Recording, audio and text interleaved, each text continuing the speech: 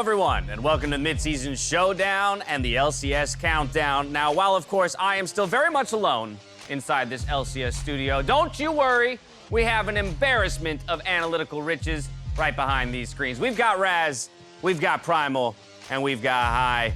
Gentlemen, it's good to see you all here for another day of postseason action. Now, yesterday, we saw Cloud9 take down Team Liquid in somewhat surprising fashion to many. And Raz, I will make sure to circle back to you on some thoughts, but I want to hit these guys first. Primal, your initial reaction to the 3-1 victory for Cloud9? My initial reaction is happy birthday, Dash. And C9 was damn good. Oh, wow. That was smooth. Yeah, you know, so a lot of people, including me, thought that TL was favored here, but C9 absolutely blew me away. It wasn't such a surprise that C9 won, but how they did it. Game one, they completely shut Alfari down, had probably his worst game of the split, even though he got to get counterpicked. Game two, they had some draft issues for sure, but they bounced back. Game three, and overall, I think the narrative here was it wasn't like a Blabber carry show or even a Perks carry show. It was everyone carrying. I think all 5 members outperformed their respective counterparts. And although it's not a one-man show, we do have to talk about Perks, because as this man said, they can gank him, but they cannot shut him down. He has come to take his throne in NA. Right, and I think one of the things about what was so surprising for this games was the fact that it was a 3-1 in a dominating fashion. It didn't really look like Team Liquid had any chance of winning the last 2 games. Like, obviously they won that Seraphine game, but it seemed more to be a Seraphine thing rather than like a Team Liquid thing. Game 4 and Game 3, they kind of just got crushed.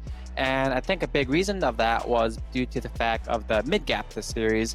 Normally, I have Jensen very high on my tier list of mid laners that can perform well, but in this specific series, Perks kind of just had the better of him. And I remember before saying that, you know, when Perks came over, he wasn't performing that well. He's kind of, you know, taking his time, chilling out, playing for fun. And now that playoffs is here and he's got some weight behind his matches, it feels like Perks playoffs is an actual thing. And is he worth the $6 million? It's starting to look like it, to me at least. So. Yep. And he's done sandbagging, High. Sure. Yeah, absolutely. Like, oh, wait a second. Yep, definitely playoff Perks is engaged. And like, I want to actually like echo the sentiment that Primal made earlier on about the team coming together, because a lot of people will focus on the big carries of Perks, Blabber, because we've seen all of that during the regular season. But like, for sure, Fudge has online during the playoffs. His first series was excellent against 100 Thieves, and then going into the previous series, he was just playing really well, and you could put the ball in his shoulders. He was doing, you know, better on Alfari in some of these games. He was able to play well around and getting advantages. Like, you know, Blabber was sending ganks his way, sending dives his way, and he was converting the advantages he got. So I think one thing that I really enjoyed was the Fudge factor. And then I circled back around Vulcan, a player who has been ultra consistent during the regular season, and a lot of the focus that I've seen in his play has just been around how he plays around Blabber. You know, his jungle proximity, or at least how much he plays around Blabber, really has been the defining factor of Cloud9's victories. Because sure, while you're playing up against all of these major players and performers, at the end of the day, if you don't roam your support up, you're playing in a numbers disadvantage versus this team. That's what I love about Cloud9's play so far. It was an impressive victory, and of course, all of our remaining teams will need to find a way to topple the Giants at Cloud9, as they've already locked their spot in the finals of the Mid-Season Showdown. Our series today, though, sees TSM taking on 100 Thieves here in our lower bracket, and the winner of that matchup will be facing off against Team Liquid, who fell yesterday in their series versus Cloud9. And we are now only 1 week away from our finals weekend taking place at the Greek in Los Angeles, with an hour of countdown on Saturday and Sunday. That's twice as much of us. We'll be kicking off at noon Pacific both days, with games rather starting at 1 p.m. Pacific on Saturday, and our opening ceremony presented by MasterCard at 1 p.m. Pacific on Sunday. Now, before we get into our wrapped up in our finals weekend, we need to dig into our matchup today, because TSM and 100 Thieves, a team that surprised many in their more dominant performance last week against Dignitas. Primal. Yeah, so, you know, after watching 100 Thieves get 3-0'd by C9 and then 3-0 Dig, you might be wondering, have they fixed their issues? And I think the answer is, unfortunately, no. The good news is I think Closer has been more proactive and a bigger force in the laning phase to actually help his side lanes. He's not the jungler who's just AFK farming and looking to take first dragons like he was earlier in the season, so he has adapted. But the bad news is he's not looking on the same page with Someday. We still see issues even in the series where they're super dominant with him going up. It looks like, he wants to go in, Someday wants to sort of back off, and then they're getting 1-for-1 trades as opposed to just getting a free T or even get a 1-for-0 trade. So overall, I do think Closer's been doing more of what he needs to be doing, but I don't think the issues are resolved, and I think they're going to get really tested today against TSM. Yeah, it's all about the progress, right? When I see this team, for sure it's still messy, but especially in the last series, it's night and day from what we saw when they went up against Cloud9. I love the fact that they're sending resources towards top lane and getting Someday ahead. Someday was player of the series for a reason, is because he was a part of the fold now. And I think you need to see a lot more of that. It's still messy for sure, but like that, week after week, having more time to practice and fix up that the errors that they've been making, I think has been doing a lot of better for them. Yeah, I mean, bouncing back in a huge way with a 3-0 victory to push themselves to today's series, but the road only gets harder from here. And Primal, this is where I want to come back to you. Thoughts specifically on the 100 Thieves mid laner, Ryoma, who's going to have his work cut out for him today against Power of Evil. Yeah, and the problem is Ryoma, even in a series that, should have been much easier, he did not look good, right? It wasn't like he was getting pressured in lane at all. It was just a lot of unforced errors, a lot of Orianna ults that just turned into sombreros. And, these are the kinds of plays where they're not necessarily going to be forced out by the enemy mid laner, but if you're getting these opportunities to really clinch team fights against a team like TSM, that is one of the elite team fighting teams in the league, and you're not bringing that to the table, you're going to struggle because on the other side, we have PoE, who's one of the best team fighters of the league and is super consistent on these control majors. So I am concerned about Ryoma, not so much in the laning phase, but in team fight situations. So hopefully he can clean it up because I do think he's given us better looks than the one he gave us in the Dignitas series. Right. I'll echo your sentiment there in a bit about how I am concerned for Yoma as well. But like you said before, I don't think Power Evil is going to be someone that's going to be destroying him in lane and pressuring him that hard. And I feel like everyone gets to miss a couple Orianna ultis. I've been there myself. I got a couple sombreros, as you have called it. And, it's just once the nearest fall off of him, I think he'll perform well. Will he perform better than Power Evil? Probably not, as we shall talk about that later. But, I think he has it in him to be a better mid laner. Obviously, he's not trying to miss his Orianna ulti, so I think he'll land a couple this time around, and we'll see how it goes for him. Now, from here, I want to talk a little bit about style, Raz, because, again, on the outset of the split, so much of the focus of this team was that they would be a bot-side-focused team. FBI, Huhi, doing work while Someday remains a rock in the top lane. But it does seem like they've strayed a little bit away from what we saw in those early weeks of the split and the lock-in tournament. Yeah, for me, 100 Thieves has been a team for so long that played towards FBI and Huhi a lot. And I think to a certain detriment, because they'd put so many resources to it that was the bottom of the lane, that the top lane would just be in an island. And also, Closer would find himself in a deficit, not necessarily, in the jungle matchup, not, prioritizing his farm at times. So when I've seen in the previous series that we're seeing them shift towards the top side, I think that's an excellent move. FBI and Huhi are fantastic laners regardless of the resources they get. If they are in an even lane, if they are in in a bad matchup, I think they always come out showing the best of themselves. I think if you throw the resources towards the top lane like they did when they went up against Dignitas, although be it versus Fake God, not only are you in a better situation, as I said earlier, bring Someday into the fold so now he's a part of the map and able to get resources. I think it makes it so much easier for you to play out your early games. So I think it's going to be a better 100 Thieves. I love the fact that we're seeing that change over time, and I'm excited to see what they are able to show going up against Huni here tonight. Yeah, Raz, so I think you make an interesting point, but I'm a little conflicted, right? Because when we saw 100 Thieves at the height of their power, it was making dives on bot lane. It was constantly putting themselves in situations that they can break open the map. And now when they have Closer going top, we see situations like in a clip we just saw 5 minutes ago where they're actually turning situations that should be an advantage into disadvantages. So given the coordination issues we've seen between Closer and Someday, do you still think it makes sense for them to invest in top?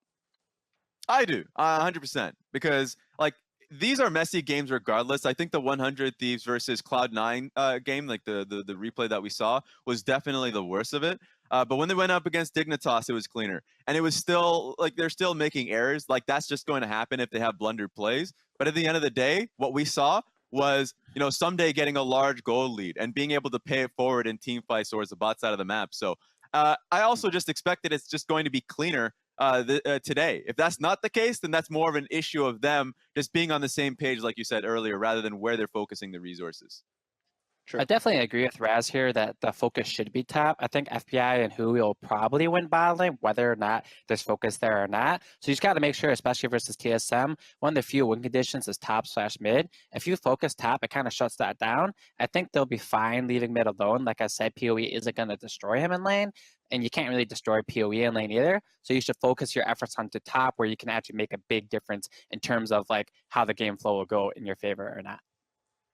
Yeah, I think you guys make good points, and I'm convinced they should be going top. I do have to say that it feels like the stakes are kind of high for Someday, right? Because this is a player who's been considered elite in the role for years, but the narrative was he didn't have a team. Now he has a team. Maybe that team is slumping, but he definitely has the pieces around him for him to really shine. And he's going up against Huni, who is arguably not as good in lane, but did have a better performance overall this split. So I'm expecting that someday this is a moment for him to prove that he is one of the best laners in the league. Yeah, and the first step of that is demanding for resources. I think when Someday gets advantages, even in his previous teams, you know, that they do play well around him as long as he commands it. Earlier on in the split, I was concerned when he was on the Jax and all that, and he was getting an advantage and they still weren't playing around him as well. So that's the next step for me on Someday, is being able to be a lot more demanding when he gets those leads. Yeah, pass him the ball, damn it. True. Yeah, we'll have to see. I mean, it's been an interesting discussion throughout the entire community, and even touching to the 100 Thieves staff themselves about what is the proper expectation for this squad when you have a core of Golden Guardians looking to eclipse what was their best performance ever in a split of the LCS, alongside a superstar in Someday in the top lane. Only time will tell. As we head into our break, though, we're hearing some insight from papasmithy, and when we return, we get an analytical lift from an LCS favorite. We'll see you here. I mean, worried is not the word I would use right now, but at the end of the day, like, it's going to be a really competitive series. You know, if we're going to win, it's not going to be a clean 3-0 like it is today. I have a lot of respect for TSM and what they built there. We've scrimmed them a lot over the course of the year. Obviously, Tony was Bjergsen's coach a couple of years ago. So at the end of the day, we know they're a good team. They've kind of had the reverse trajectory of us, right? Powering up over the split, whereas obviously we had our struggles and front-loaded a lot of the happiness, which, you know, what have we done lately? So because of that, I really hope it's a competitive series, and if we can take the win there, then, you know, all gloves are off. But that's the big data point. So worry isn't a word, because I mean, we have to focus on our stuff and improving. But today at least was a stabilizer, and now it's, hey, we're playing a really good team next week. How are we going to beat them? The process is something that we look back on and we understand why we made the changes we did, irrespective of losses. And I know that doesn't matter. And if we lose, I accept any flame sent this way, but I hope we can find ways to connect with you guys better, you know, bring you guys in. I think the heist with the group interviews has done a good job of bringing in the vibe, but it really is only the player vibe. And the vibes here are good, and we know what our goal is. And at the end of the day, we take on TSM. What happens from that happens from that. And then we reload for 2021 summer when we're eliminated. So at the end of the day, we're still, you know, targeting as high a placing as possible, but you know, day by day. Welcome back to LCS Countdown. Now, as we heard from papasmithy only a few minutes ago, he and 100 Thieves know it's going to be a tough series today against TSM, one of our teams that has actually made that lower bracket miracle run once before, Raz. Yeah, last split was eerily similar. When they went 0-3 versus Golden Guardians, and people were counting them out back then, and we're talking about the front runners of Team Liquid, FlyQuest, well, actually C9, but we know how that went. But for TSM, like, every series felt messy, and people were still counting them out, but they were growing slowly and slowly around the veteran players of Bjergsen and Doublelift. And so it's kind of crazy with how we're communicating right now, not only the players, but also the fans, already singing the praises of Team Liquid and Cloud9 when this is what the losers bracket is about. The development of teams, getting better throughout the weeks. They have the extra time to scrim and learn on stage. And so for TSM, that's already done that, albeit with a different squad, still have that veteranship with Power of Evil and Huni, so you still have to give them respect. Yeah, and here's the thing. It's easy for history to rhyme. It's very hard for it to repeat. And I think this time it's harder to have a miracle run, right? C9 and TL are far more stacked than I think their counterparts were last time. And, you had Bjergsen, you had Doublelift, who are considered some of the greatest to ever play their position. So I can see it with TSM. To your point about veterancy, they have Huni, who's been to the finals of World, and Juan MSI. You have Sword Art, who has similar achievements. But it's going to be a really, really tall order this time. A tall order without a doubt. And I think, again, you start to ask the questions then, as you mentioned, Primal. Maybe there are some rhymes, but it's not necessarily a one-for-one when you look at what TSM was to what they are now. And that's where I would look to you, Hai, as we try and identify maybe what pieces of that old style of TSM remain and what pieces feel a little different than they were before. I think the bracket run that TSM had last year compared to this year is a little bit different due to one of the big factors I would consider is their champion pool. A lot of people harp on PoE's champion pool, but you really got to take a look at it and see how much different it actually is. Now, this doesn't necessarily mean their playstyle has drastically changed, but when you're going through multiple best of fives, you really get to stretch the depth of your pool and see how pick and ban can really go for you. And this applies to also Huni. If you compare Huni to the Broken Blades top lane champion pool, there's also a massive difference there. So when you're going through multiple best of fives throughout the weeks, you really have to push your champion pool and see what you can actually do. And on this right here, Broken Blade's actually missing a champion still. It didn't fit the graphic. There's just too many champions. He has a Vladimir game in there as well. So it's just one of these situations where yes, TSM did do this massive bracket run last year. Yes, that was partially due to the veterans that they had. Yes, it was also partially due to the massive champion pool that they also had. Whereas this year around, they don't have those veterans that they can rely on as hard as they did before. And they don't have this big of a champion pool where they can try out these different play styles throughout the best of fives as well. So I am a bit concerned on that, whether they'll be able to do the miracle run or not. But, despite all of that, their play styles are still pretty similar, all things considered, between this year and last. Yeah, pretty straightforward, team fight based. I think that's very true. I do think that they have tools with Huni. I love the fact that they brought in the Nocturne recently. And, Rumble and all that, like, even though I didn't like that draft necessarily, like, it goes to show that they still have tools and flexibility, and giving last pick for Huni, who's still an insane player, I think will do them some great. Right. And speaking about the draft, I think someone that's going to actually develop a lot from that is Bjergsen. He is in his first split of coaching, more or less, and he's gotten a lot of time to develop. And with these lower bracket playoff runs, I think it's actually going to be the most beneficial for him more so than the team, because here he gets to learn about what times does he want to pick Nocturne. Is he the one that's making the Nocturne pick, or is Huni calling for the Nocturne pick? And you'll continue to run into situations where the player is like, hey, I want to play this champion. And then the coach has to think in his mind, is this a good situation for it? Do I just allow the player to pick comfort, or do we stick with our pre-planned game plan?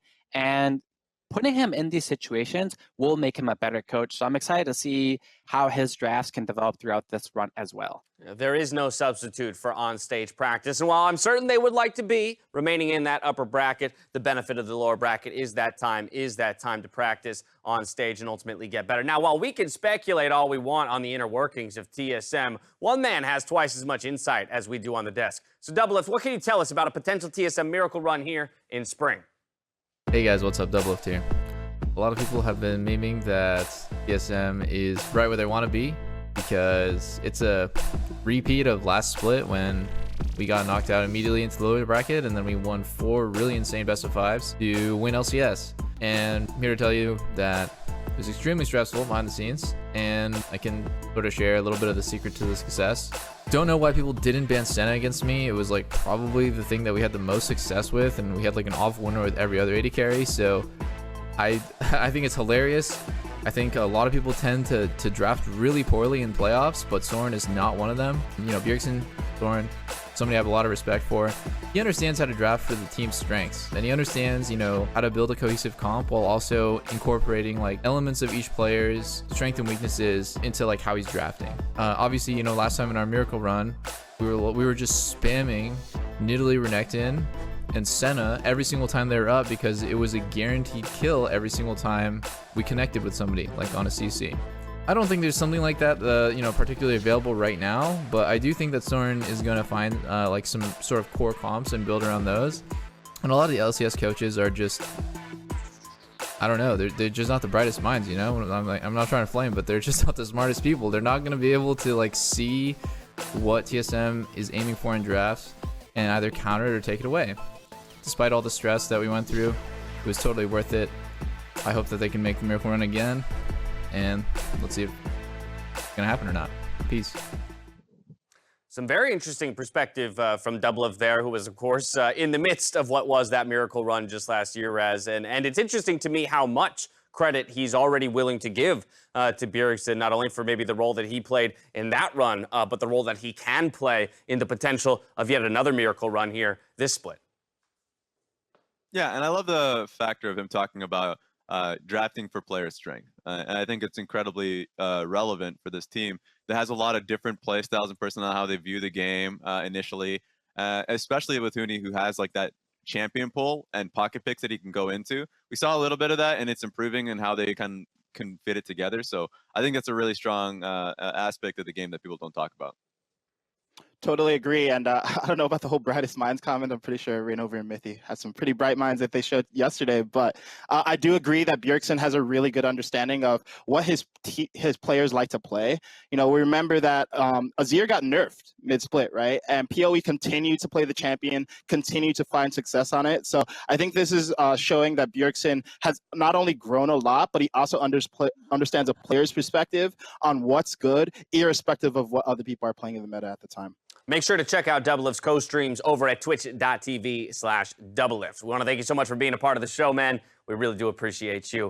Now, though, we've gotten an earful from Doublelift. It's time to get an earful as well from Twitter. This week, we asked the fans to let us know which player on TSM and 100 Thieves has the advantage in their matchup today. And there were some clear favorites. Power of Evil received 91% of the vote in mid lane. Wait, what are these other 9 people? 9 out of 100 people are picking Ryoma over Power Evil? What are they watching? I'm not so certain myself, my friend. But also as well, we take a look at the jungle. We got 55% in favor of Spica, so a much closer matchup there. Our analysts as well ranked all of these matchups on their own report card. So Raz, walk us through your thoughts on that specific jungle matchup. For the jungle matchup, 55%, I'd give it a little bit more over to Spica, because I think not only does TSM play for the jungle and they do really well, I think this year has been a great year, split so far, I guess, in terms of leadership around his play. I've just been a big fan of Spica. Now he's been playing the game so far. If he's looking to invade and get a Raptors event or something, then he's able to do that incredibly well. So that's something that I think he's able to accomplish, where I think Closer, they're both essentially commanders in what, calling the team around them. I think that's something that's very true for both of these players. I just think that Spica has been much more successful at being able to do that. I'm just getting a first look at these rankings myself from each of you analysts. There are a couple roles where we see an even split, the support role specifically, but I also want to talk about bot lane. The one clear indicator that I see here for 100 Thieves Primal is the bot lane. It's FBI versus Lost. Yeah, and look, it's not that Lost isn't good. He is good, but FBI has been amazing, right? I think no matter how 100 Thieves is doing, when they were great, he was great, and when they weren't so great, he was still great. And this is a guy who, on these picks like Senna, on the Kai'Sa, late game, he's going to be well-positioned in team fights. He doesn't get caught out very often. And then in laning phase, he can be extremely dominant, especially when he's getting to play with a fasting Senna on the Tom Kench. So I think FBI is, as Raz said earlier, probably going to win his lane regardless of help from his jungler, and we should expect him to win the lane in this matchup as well. After taking a look at your guys' report cards, I gotta say, where did you guys go to school to give these scorings to people, man? I have some problems with your Wait, what? Where do you have a problem? What kind of a problem you got? What you hating? What's up? What are we talking about, Hi? All right, well, first off, how do you not have Power Evil at 100 over Ryoma? It's not that he's 100% better than Ryoma, but stylistically speaking, they play the same playstyle. No, they both play control mages mid that want to scale and play into late game. One is clearly the better one at the other person for that. So I gotta say, the 70 to 30, probably not what I'm looking for. The Twitter one looked better than some of your guys's. That's what I'm going to say. That's what I'm going to say. Hell? Okay. What? Like, hold on. Okay. So I had first. 95 to 5, and this is me basically saying in a world of infinite universes, there's 5 out of every 100 universes where PoE's monitor disconnects and he loses to Ryoma. That's what I'm saying. Oh, okay. I was playing the disconnect game. Go ahead, Raz. I have quite a bit of respect for. I know that Ryoma's previous series wasn't good, but like being able to follow Ryoma up until this point, of course, like I think he's great. You got to be able to give him like some respect. I think he'll have a good game and being able to support closer. I think that's like his role in comparison to TSM that wants to be able to put resources on towards Power of Evil. So 70-30. That's still pretty weighted. I think 100 to 0, like, it is what it is. Hey, we'll see the game. High's my kind of man. He just makes the call. He's confident. He commits to it. But I do think that in any case, all 3 of these rankings for each of you is a good indicator of the fact that TSM is the favorite, is the clear favorite in this matchup, both because of their regular split finish, managing to snag second, and their more recent performances as well. Now, there's one more way that we can try and scry some insight into our series, and it's through our Samsung SSD Fast 5 leaderboards. As we have done all throughout the Mid-Season Showdown, this Samsung SSD Fast 5 leaderboard is measuring today's competitors against one another, as well as the LCS average. And what's interesting to me here is that while we cite TSM as the favorites in the matchup, it's 100 Thieves who in most categories eclipse their counterparts. Yeah, I guess according to this, PoE is worse than Ryoma, so we're in one of That's the at 5%. There it is. I mean, it will be interesting to see how any and all of this plays into today's matchups. I know for a majority of the analysts, a lot of times we focus in on that jungler category because the race to 6 can be so impactful to the matchup itself, but that is as well champion dependence. Now we know where the players stand. We know where our report cards stand, the leaderboards stand. I need to know where you guys stand. Who's taking the series today? 100 Thieves, TSM, moving on to challenge Team Liquid for a spot in the finals. Raz? I have to go for TSM 3-1. I think 100 Thieves will be able to take a game. I think that's the case, but at the moment, TSM has their ducks in the row at the moment. All right, Primal? 100 Thieves is going to lose 1-3, Oh my unfortunately. goodness. You actually almost got me there. If we had been talking, I almost got you. I think if we'd been talking about this earlier in the split, where 100 Thieves had a really clear style, they had aggressive early games where they can create advantages, we'd be talking about a different story. But right now, it feels like what they try to do is scale the late game and team fight, and I think TSM just does that better. So 3-1 in favor of TSM. Hi, close this out.